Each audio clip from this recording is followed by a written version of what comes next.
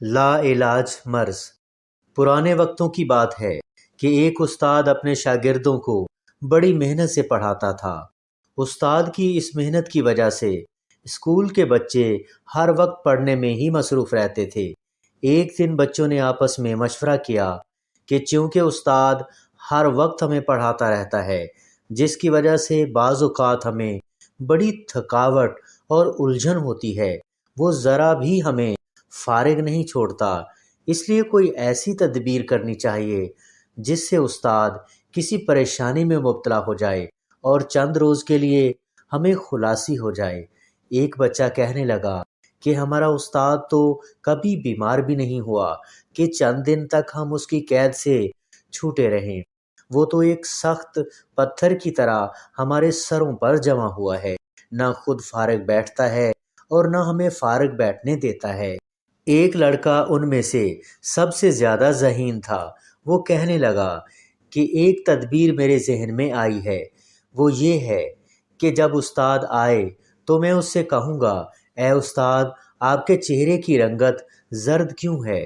خدا خیر کرے، آپ کی طبیعت ٹھیک معلوم نہیں ہوتی، معلوم ہوتا ہے آپ کو اندرونی طور پر کوئی مرض ہے۔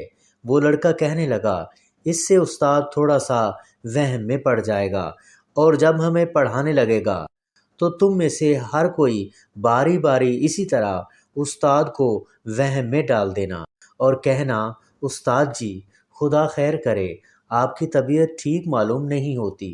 اس سے استاد کا وہم تھوڑا سا اور بڑھے گا۔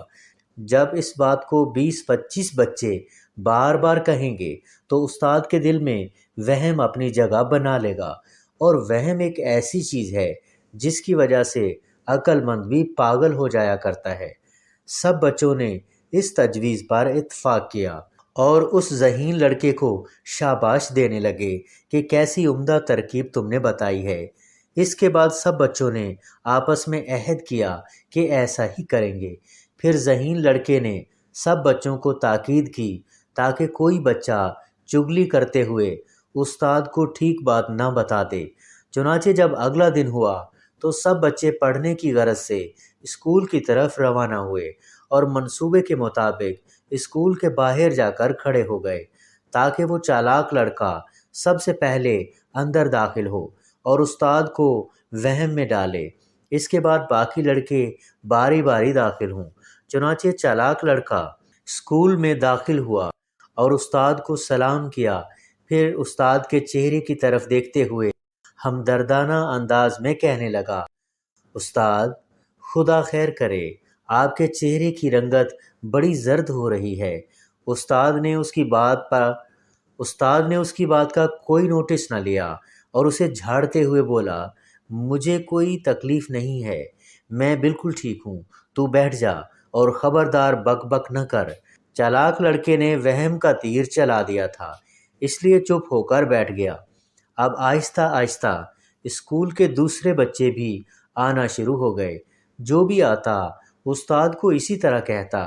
چنانچہ استاد کے دل میں رفتہ رفتہ وہم نے جگہ پکڑی اور استاد اپنی صحت کے معاملے میں شک و شبہ میں پڑ گیا۔ اسے یقین ہو گیا کہ ضرور کوئی نہ کوئی بات ہے جو سب لڑکوں کو محسوس ہوئی ہے۔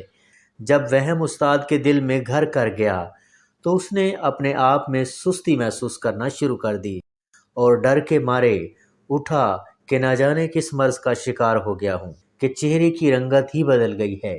اپنی چادر کھینچی اور اڑتے ہوئے دل میں کہا کہ میری بیوی کو میرا کچھ خیال نہیں۔ اسے اپنی بیوی پر بڑا غصہ آیا۔ کہنے لگا، مجھ سے محبت بالکل نہیں ہے، مجھے آگاہ نہیں کیا، وہ تو چاہتی ہے کہ میں مروں اور وہ خلاصی پائے۔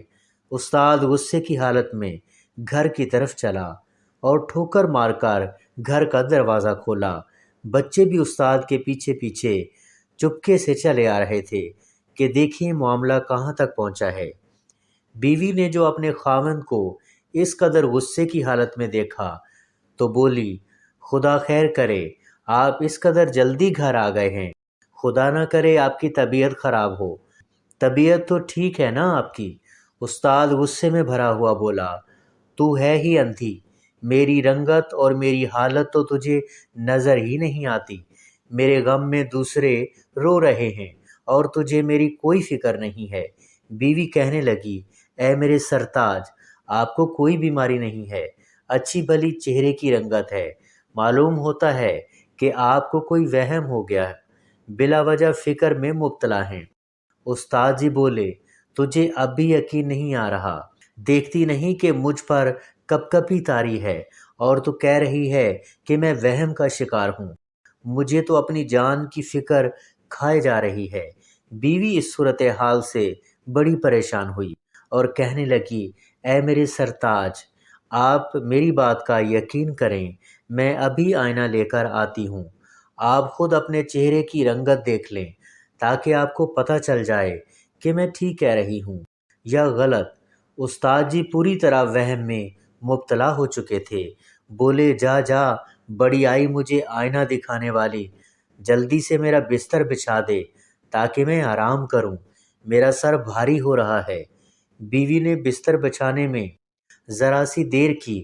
استاد چیخا اور کہنے لگا، اے میری جان کی دشمن، جلدی کر، مجھے نیند آ رہی ہے۔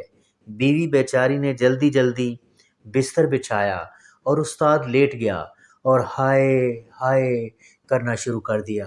اس دوران بچے بھی اپنے استاد کی خیریت معلوم کرنے کے لیے گھر میں داخل ہو گئے، اور استاد نے بچوں کو دیکھا تو ان سے کہنے لگا، اپنی اپنی کتابیں نکالو اور پڑھو۔ نہ چاہتے ہوئے بھی بچوں نے استاد کے کہنے پر عمل کیا اور پڑھنا شروع کر دیا۔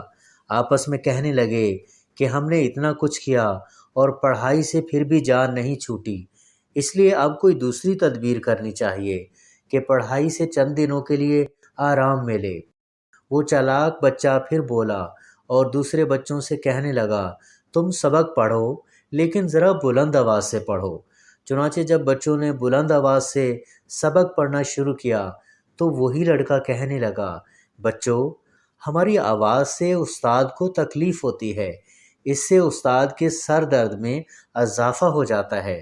استاد نے یہ سنا تو کہا، ہاں ہاں، یہ ٹھیک کہہ رہا ہے، جاؤ اٹھو یہاں سے، میرے سر کا درد بڑھ گیا ہے، جاؤ اور باہر چلے جاؤ۔